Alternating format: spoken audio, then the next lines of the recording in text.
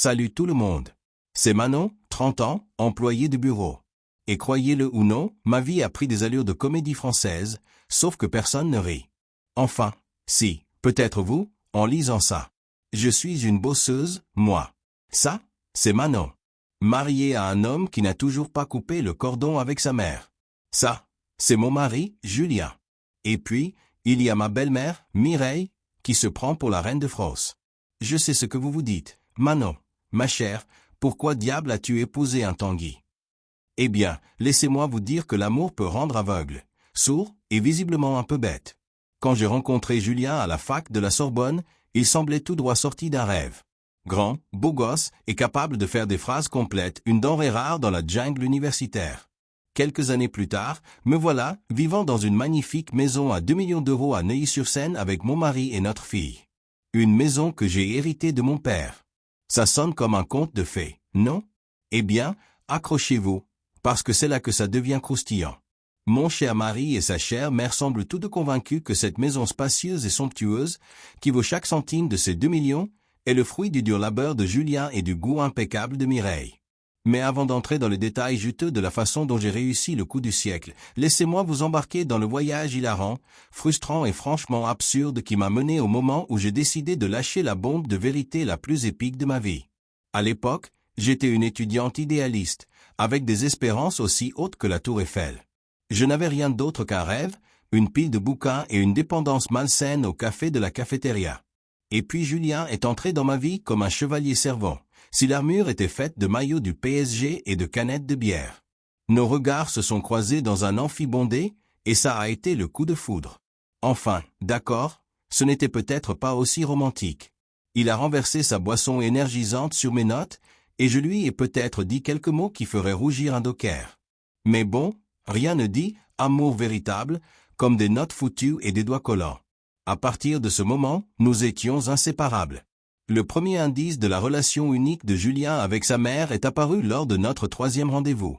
Imaginez la scène, dîner aux chandelles, musique douce, nous deux nous regardant tendrement dans les yeux. Quand soudain, le téléphone de Julien sonne. Il l'ignore d'abord, comme toute personne saine d'esprit lors d'un rendez-vous. N'est-ce pas? Faux. Notre Julien a quasiment plongé sur la table pour répondre. « Salut maman », a-t-il dit avec l'enthousiasme d'un labrador retrouvant son maître après 5 minutes de séparation. Et ce qui a suivi, ce sont 15 minutes entières de conversation pour savoir s'il avait bien pensé à emporter son slip porte-bonheur pour la semaine d'examen. Je vous jure. Je souhaiterais plaisanter. J'ai filé comme toute femme qui se respecte l'aurait fait. Je ne suis pas resté là à siroter mon vin tiède et bon marché en pensant à quel point c'était mignon qu'il aime sa mère. Manon du passé, si je pouvais te gifler maintenant, je le ferais. Le temps a passé et tout à coup, nous étions fiancés. Comment ça s'est passé, vous demandez? Disons que ça a impliqué une bague cachée, un discours de demande en mariage désastreux qui mentionnait sa mère pas moins de 5 fois, et moi, dans ma sagesse infinie, qui ai dit oui. La phase de préparation du mariage a été une expérience. Et par expérience, j'entends un cauchemar parsemé des commentaires passifs-agressifs de ma future belle-mère. C'est là que Mireille a vraiment commencé à briller. Chaque décision, de la couleur des serviettes à la saveur du gâteau, devait être approuvée par Mireille. Dieu nous en préserve si nous avions choisi le lilas pour les robes des demoiselles d'honneur. Mireille a failli faire une attaque là-dessus. Et Julien, eh bien, il était aussi utile qu'une théière en chocolat. Chaque fois que j'essayais de lui demander son avis sur quelque chose, il haussait les épaules et disait « Ce que toi et maman pensaient être le mieux, chérie ». À ce stade, j'aurais dû savoir que je n'épousais pas seulement Julien, mais que j'entrais dans une relation polygame avec lui et sa mère. Le vrai plaisir a commencé quand nous avons cherché une maison. La plupart des couples emmènent un agent immobilier ou un ami pour un deuxième avis. Pas nous. Ça aurait été trop normal. Nous avons emmené Mireille. Le coup de grâce est arrivé quand nous avons finalement tous trouvé une maison. Et par « tous », j'entends que Mireille a donné son approbation, et j'étais juste trop épuisé pour discuter davantage. Alors que nous visitions le salon, Mireille s'est tournée vers Julien, les larmes aux yeux. « Oh, mon chéri », a-t-elle roucoulé, « j'imagine déjà notre famille réunie ici le matin de Noël. » Notre famille? J'étais là, et d'une manière ou d'une autre, j'avais été effacé de la scène. Julien l'a rapidement corrigé. « Bien sûr que non. Et j'ai juste hoché la tête, m'imaginant probablement en pyjama de nounours ouvrant les cadeaux pendant que sa chère maman le regardait avec une joie larmoyante. À ce stade, vous vous demandez probablement pourquoi je n'ai pas juste hurlé et fui. Croyez-moi, je me suis posé la même question environ 37 042 fois. Mais l'amour, le manque de sommeil dû aux innombrables visites de maison et l'erreur des coups irrécupérables forment un cocktail dangereux. Alors, contre mon meilleur jugement et probablement les lois de la nature, nous nous sommes mariés. Le mariage lui-même, disons que si vous cherchez le mot « cirque » dans le dictionnaire, vous trouveriez une photo de notre fête de mariage. Mireille est venue en blanc. Oui, blanc, au mariage de son fils. Quand je l'ai fait remarquer à Julien, il a juste haussé les épaules et dit « Maman dit que c'est plus un blanc cassé. » Blanc cassé mon œil. C'était plus blanc qu'un ours polaire dans une tempête de neige. Mais nous l'avons fait. Nous avons dit nos vœux, coupé le gâteau et commencé notre nouvelle vie ensemble. Et par « ensemble », j'entends avec Mireille qui rôdait en arrière-plan à chaque tournant. Une fois que nous étions mariés et installés dans notre nouvelle maison, celle que Mireille avait si généreusement choisie pour nous, on pourrait penser que les choses se seraient calmées. Que nenni. La vie conjugale avec Julien, c'était comme une course à trois pattes où la troisième jambe était Mireille, et elle essayait toujours de me faire trébucher. Elle était partout. Si elle n'était pas physiquement présente, elle était là en esprit, occupant l'esprit de Julien sans payer de loyer et dictant chaque aspect de nos vies. Vous pensez à acheter un nouveau canapé? Mieux vaut en parler à Mireille d'abord. Vous voulez essayer une nouvelle recette pour le dîner? Oubliez ça. Julien n'aime que les plats préparés exactement comme sa mère les fait. Vous avez décidé de peindre la chambre d'amis? Doucement, chérie. Mireille n'aimera peut-être pas cette combinaison de couleurs. Et avant que je ne m'en rende compte, j'étais enceinte. La plupart des femmes apprécieraient leur grossesse, organisant des baby showers, décorant des chambres de bébés, se prélassant dans la lumière de la maternité imminente. Moi, j'ai eu droit aux commentaires incessants de Mireille sur tout ce que je mangeais, buvais ou faisais. Apparemment, quand on attend un précieux, petit Julien, on ne peut plus prendre de décision pour soi-même. Oh, Manon, a sermonné Mireille, tu ne devrais vraiment pas boire de café. Je n'ai pas touché à ça quand j'étais enceinte de Julien. Eh bien, peut-être que ça explique comment Julien est né après tout. Puis ça a été. Manon, ma chère, êtes-vous sûre de vouloir peindre la chambre de bébé de cette couleur? Des études montrent que cela pourrait affecter le développement cognitif du bébé. À ce moment-là, Julien acquiesçait à chaque mot de sa mère. Je jure que si Mireille lui avait dit de se tenir sur la tête et de chanter des comptines pour garantir un bébé en bonne santé, il aurait fait un poirier en chantant « Ah !» Les crocodiles, avant que je ne puisse dire « cordon ombilical ». Le jour où j'ai accouché a été toute une aventure. J'étais essoufflé, jurant contre tous les hommes de la planète à voix basse. Et qui entre dans la salle d'accouchement? Mireille. Julien l'avait appelée avant l'hôpital. Sans blague. Son premier instinct quand sa femme a accouché a été d'appeler sa maman. J'aimerais dire que j'étais surprise, mais à ce moment-là, j'étais trop occupé à essayer de ne tuer personne pour m'en soucier. J'étais là, mettant une nouvelle vie au monde, avec mon mari à mes côtés, l'air de vouloir s'évanouir, et ma belle-mère de l'autre côté, offrant des perles de sagesse. Juste pour que tu saches, Manon, a-t-elle dit gentiment, quand j'ai eu Julien, je n'ai pas fait la moitié du bruit que tu fais. Merci, Mireille. Super. Maintenant, non seulement j'étais apparemment une mauvaise épouse, mais j'étais aussi une mère horrible. Tout ce que je faisais était mal. Je ne nourrissais pas le bébé avec la bonne nourriture. Je ne changeais pas les couches correctement. Je ne chantais pas les bonnes chansons. Une avalanche incessante de critiques, toutes délivrées avec ce sourire écœurant de douceur qui me faisait fantasmer de la jeter dans une tombe de ciment. Bien sûr, Julien était aux anges. Il avait sa maman et sa fille sous le même toit. Le fait que sa femme perdait la tête ne semblait pas du tout le déranger. C'est à peu près à ce moment-là que j'ai réalisé que je devais changer. Pas pour mon propre bien, pour être honnête. J'étais déjà trop mal en point, mais pour ma fille. Je refusais d'élever une fille qui pensait qu'il était normal que son père consulte sa mère pour chaque petite décision. Je refusais de la laisser grandir en croyant que sa valeur dépendait de la satisfaction des normes impossibles de sa grand-mère. Alors, j'ai fait ce que toute femme saine d'esprit ferait. J'ai quitté mon emploi bien rémunéré et stable avec des horaires irréguliers pour un poste moins bien payé, mais qui me permettait d'être plus souvent à la maison, car j'étais déterminé à être là pour ma fille d'une manière que Julien ne le serait jamais. Bien sûr, Mireille a eu beaucoup à dire à ce sujet. Oh, Manon, es-tu sûr que c'est une bonne idée? Comment vas-tu maintenir le train de vie de Julien avec ce salaire? Son train de vie? Jouer aux jeux vidéo et demander à sa mère quelles chaussettes porteur, comme si cela nécessitait un revenu à 6 chiffres. Mais j'ai tenu bon. Pour la première fois depuis ma rencontre avec Julien, j'ai pris une décision sans me soucier de ce que Mireille pouvait penser. Mais ne vous inquiétez pas, ce n'est pas la fin de l'histoire. Oh non, nous ne faisons que commencer. Vous vous souvenez de cette maison à 2 millions d'euros dont j'ai parlé? C'est là que les choses commencent vraiment à devenir intéressantes. Plus de détails plus tard.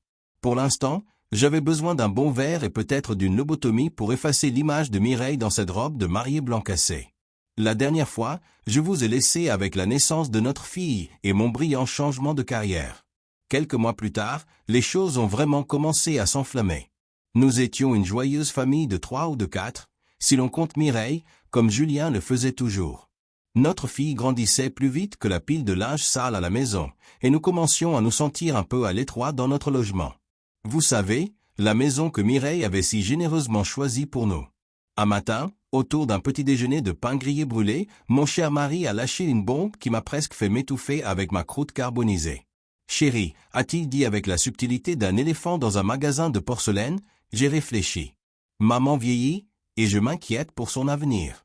Et si nous trouvions un endroit où nous pourrions tous vivre ensemble? Je me targue d'être une personne raisonnable. J'ai toléré l'intrusion constante de Mireille et l'incapacité de Julien à prendre des décisions sans consulter le vaisseau-mère, mais c'était trop. J'ai essayé de le raisonner. Je lui ai rappelé que Mireille était plus âgée maintenant, comme un bon vin conservé avec des produits chimiques supplémentaires, et qu'elle nous survivrait probablement tous. Mais non, Julien était obstiné. Il avait préparé un discours sur les valeurs familiales et le soin de nos aînés. Je suis presque sûr que Mireille l'avait écrit pour lui et qu'il l'avait répété devant un miroir. Alors, j'étais face à un choix. Accepter de vivre avec une femme qui s'était donnée pour mission de critiquer chaque aspect de mon existence, ou être la méchante belle-fille qui refusait à la douce Mireille la joie de voir sa petite-fille grandir. Eh bien, je ne suis pas du genre à reculer devant un combat. J'ai enfilé mon pantalon de grande fille et j'ai proposé un compromis. Oui, nous chercherions une maison ensemble, mais une maison près de la maison actuelle de Mireille, pas attachée à elle. Assez proche pour des visites fréquentes, mais assez loin pour que je puisse prétendre que la sonnette était cassée chaque fois que j'avais besoin d'une pause mentale. Étonnamment, Julien a accepté, probablement soulagé que je n'ai pas exigé un divorce immédiat ou essayé de le faire interner. Vous vous souvenez de cette maison que j'ai héritée de mon père? C'est là que ça devient intéressant. Je n'avais pas parlé à Julien de cet héritage. Pourquoi pas? Parce que je savais qu'au moment où Mireille le saurait, elle la redécorerait dans sa tête. Mais surtout, je suppose que je voulais juste quelque chose qui soit à moi. Alors, j'ai suggéré que nous cherchions des maisons dans le quartier où se trouvait cette propriété. Julien ne se doutait de rien. Il était trop occupé à vérifier que chaque maison que nous voyions avait une « suite pour maman » appropriée. Finalement, nous avons trouvé une maison. Et par « nous », j'entends que j'ai convaincu Julien et Mireille que cette maison, celle que je possédais secrètement, était sur le marché et parfaite pour nous. Une fois que Mireille a découvert la grande maison, ça ne l'a pas découragée. Au contraire, ça lui a donné plus d'espace pour répandre sa folie particulière. Elle a commencé à passer tout le temps, une fois par semaine, puis 2 fois, puis tous les 2 jours. Bientôt, je trouvais des excuses pour rester tard au travail juste pour éviter de rentrer chez moi et de la trouver en train de réorganiser mes placards ou de me donner une leçon sur la façon de plier les draps. Et Julien n'aurait pas pu être plus heureux. Il avait sa mère à sa disposition 24h/24 et 7 jours/7, lui cuisinant ses plats préférés et le traitant comme s'il avait encore 12 ans et qu'il avait besoin qu'on lui coupe les croûtes de ses sandwichs. Environ 3 mois après avoir emménagé, je suis rentré un jour pour trouver Mireille qui s'était introduite et était en train de repeindre notre salon. « Oh, Manon, tu es rentrée » a-t-elle dit joyeusement, comme si s'introduire dans la maison de quelqu'un sans y être invité et la redécorer était tout à fait normal. J'espère que ça ne te dérange pas, mais cette peinture couleur amande était si ennuyeuse. J'ai pensé qu'un joli mauve apporterait un peu de vie à cet endroit. Pendant ce temps, ma fille courait dans le salon dans une affreuse robe à froufrou, la chose la plus laide et kitsch que j'ai jamais vue, disant avec enthousiasme, « Maman, regarde ce que mamie m'a donné. » Ma douce petite fille l'adorait absolument. Elle se tenait là avec un grand sourire sur son visage, posant devant nos murs fraîchement mauves. Mireille se tenait là, radieuse, fière comme un paon. Et à ce moment-là, j'ai réalisé que quelque chose devait changer. Non, je n'allais pas jeter ma belle-mère par la fenêtre. C'est mal vu, même selon les normes des grands-mères. Donc, cela signifiait une seule chose, je devais changer. Tout a commencé par un appel téléphonique de ma propre mère. Permettez-moi de dire que, comparé à Mireille, ma mère est une sainte. Elle m'appelle une fois par semaine, se souvient de mon anniversaire sans aide et n'a jamais insinué que sa façon de charger le lave-vaisselle était supérieure à la mienne. Cet appel, cependant, était différent. La santé de mes parents déclinait depuis un certain temps, et les choses avaient empiré. Ils avaient vraiment du mal à prendre soin d'eux-mêmes. S'ils avaient besoin d'aide, je savais ce que je devais faire. J'ai fait ce que toute bonne fille ferait. J'ai ajusté mon emploi du temps de travail, embrassé ma petite fille et me suis préparé à partager mon temps entre notre maison et celle de mes parents. La réaction de Julien? Exactement ce à quoi on peut s'attendre. Il a marmonné quelque chose sur la difficulté qu'il aurait à s'en sortir sans moi, comme si c'était lui qui jonglait avec un emploi, une fille et 2 parents malades. Il a même eu le culot de suggérer que Mireille pourrait emménager avec nous à plein temps pour aider. Incroyable. Mais je n'avais pas le temps de m'attarder là-dessus. J'avais des parents à soigner, une fille à élever et un emploi à conserver. Alors, j'ai fait ce que les femmes font depuis la nuit des temps. J'ai pris une grande inspiration, redressé mes épaules et avancé. Ce à quoi je ne m'attendais pas, c'était la réaction de Mireille à mon nouvel emploi du temps. On pourrait penser qu'elle aurait été ravie. J'étais plus souvent hors de la maison, ce qui lui donnait carte blanche pour redécorer et s'occuper de Julien à sa guise. Mais apparemment, ça ne lui a pas plu. Le fait que je priorise mes propres parents signifiait d'une manière ou d'une autre que je négligeais mes devoirs d'épouse et de mère. Selon Mireille, je ne passais pas assez de temps avec notre fille. La maison était en désordre. Julien mangeait trop de plats à emporter. Tout a atteint son paroxysme un soir. Je suis rentré chez moi épuisé et émotionnellement vidé après une longue journée. Jongler avec les appels de travail, changer la couche de mon père et supplier ma mère de manger quelque chose de plus nutritif que des crackers râsés. Je suis entré dans la cuisine pour trouver Mireille debout, les lèvres pincées de désapprobation. « Manon », a-t-elle dit de sa voix douce et sirupeuse, « je pense que nous devons parler de tes priorités. » Toute la frustration, la rage et le ressentiment que j'avais retenus ont explosé. C'était comme si un barrage avait cédé. Ce qui est sorti de ma bouche, c'est un torrent d'injures et de vérités que je ne savais même pas que j'avais en moi. Mireille ne l'a pas bien pris. Son visage a pris plus de couleur qu'un caméléon dans une fabrique de bonbons. Juste à ce moment-là, Julien est entré, pensant probablement qu'il allait défendre sa petite maman et me remettre à ma place. Que nenni! Julien a regardé la scène, moi, le visage rouge et peut-être de l'écume aux lèvres, et sa précieuse mère, l'air de vouloir s'évanouir. Et devinez ce qu'il a fait? Il s'est rangé de son côté. Dans le bras de fer et pique entre femme et mère, Julien a pris le parti de sa mère sans ciller.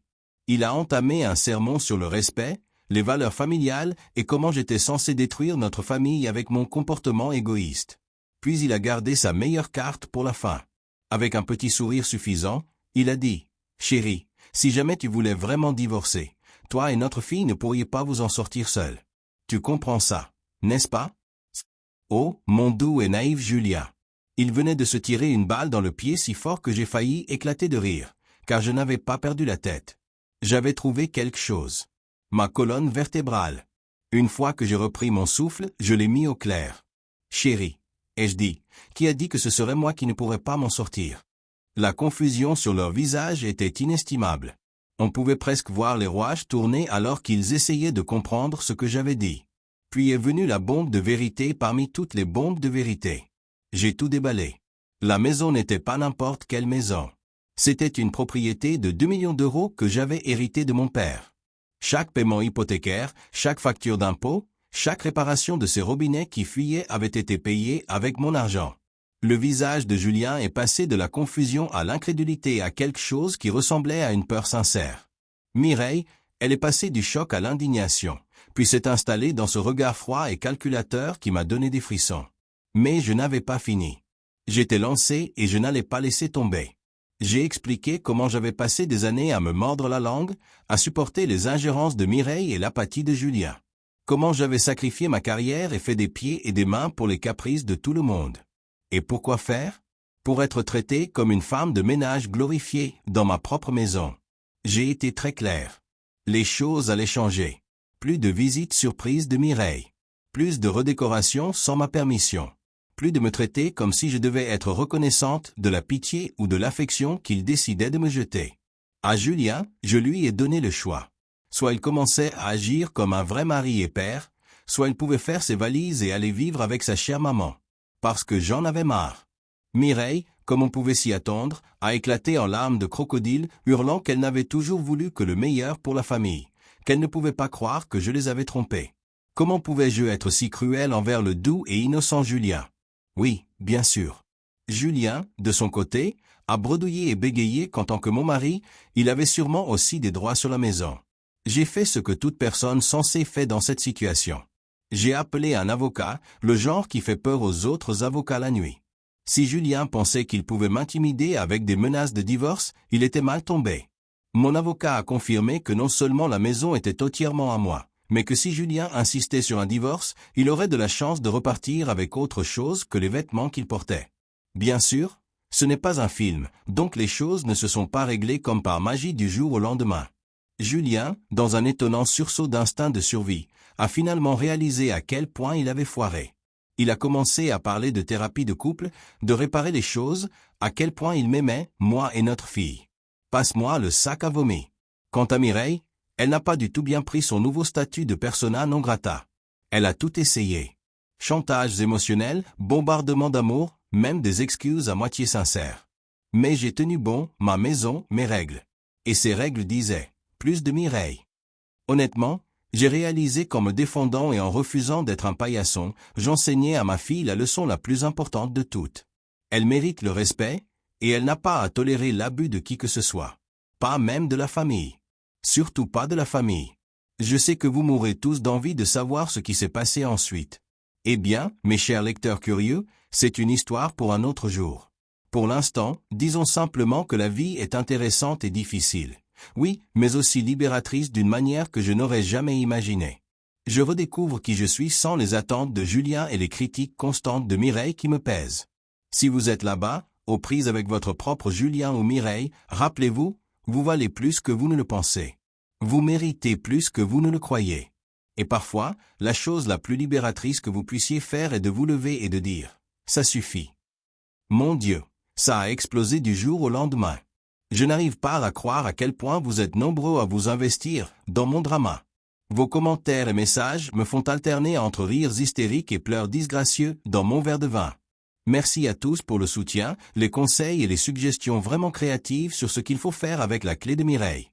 Non, je ne vais pas la coller dans un poisson et la lui envoyer par la poste, même si j'avoue que la tentation était réelle. Pour tous ceux qui demandent le numéro de Mireille parce qu'elle semble si séduisante, s'il vous plaît, faites-vous aider. Sérieusement. Et oui, j'ai changé les serrures et le code de sécurité pour ceux qui sont curieux. Pour ceux qui s'inquiètent pour ma fille, elle va bien.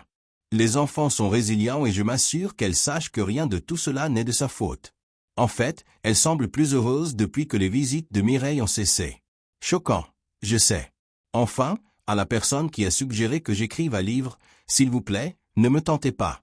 50 nuances de mauve, l'histoire d'une belle-mère, ça sonne bien, non? Sérieusement, encore une fois, merci à tous. Votre soutien compte plus que vous ne le savez.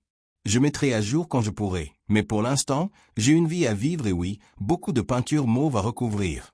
Je sais que vous attendiez tous le grand final de mon merveilleux mariage. Lisez ça aussi sarcastiquement que je le pense. Vous m'aurez probablement d'envie de savoir, est-ce que Julien est resté avec moi, ou est-il retourné en courant vers sa précieuse maman? Eh bien, laissez-moi vous dire qu'il n'a même pas eu le choix. Et franchement, s'il l'avait eu, il aurait choisi Mireille en un clin d'œil. Heureusement, peu de temps après ma dernière mise à jour, les papiers du divorce étaient prêts à être signifiés. Voir le visage de Julien quand il a reçu ces papiers était inestimable. Un mélange de choc, d'inquiétude et de confusion totale. Comme si le divorce était le concept le plus étrange du monde, comme s'il ne l'avait pas vu venir à des kilomètres. Honnêtement, la seule chose plus étrange que sa réaction, c'est que je n'ai pas demandé le divorce il y a longtemps. Le vrai miracle, c'est que je l'ai épousé en premier lieu, ou que je ne me suis pas enfui dès le premier signe qu'il était un vrai fils à maman. Avec les papiers du divorce, bien sûr, est venu l'avis d'expulsion. Je n'allais pas le laisser vivre dans ma maison un jour de plus que ce qui était absolument nécessaire. La bonne nouvelle pour lui, c'est qu'il n'a pas eu à déménager très loin. Sa nouvelle adresse est devenue, vous l'aurez deviné, la maison de sa mère. Je l'ai mentionné en pensant qu'il serait soulagé. Après tout, quoi de mieux que de vivre avec maman? Mais il n'avait pas l'air ravi. Pourquoi? Je n'en ai aucune idée. Je pensais qu'il apprécierait tout cet inceste émotionnel. En fin de compte, il n'a pas résisté. Quelques jours plus tard, il était parti, déménager. Je suppose qu'il n'a pas ressenti le besoin de traîner. Il a probablement laissé des vêtements chez Mireille par commodité. Mais ces raisons lui appartiennent. Une fois qu'il est parti, tout a commencé à revenir à la normale, comme il se doit. Le processus de divorce a pris quelques mois, comme ces choses-là. Mais finalement, c'était officiel. J'ai gardé la maison. Aucune surprise là-dessus. Ce n'était jamais une propriété maritale, juste un cadeau de mon père.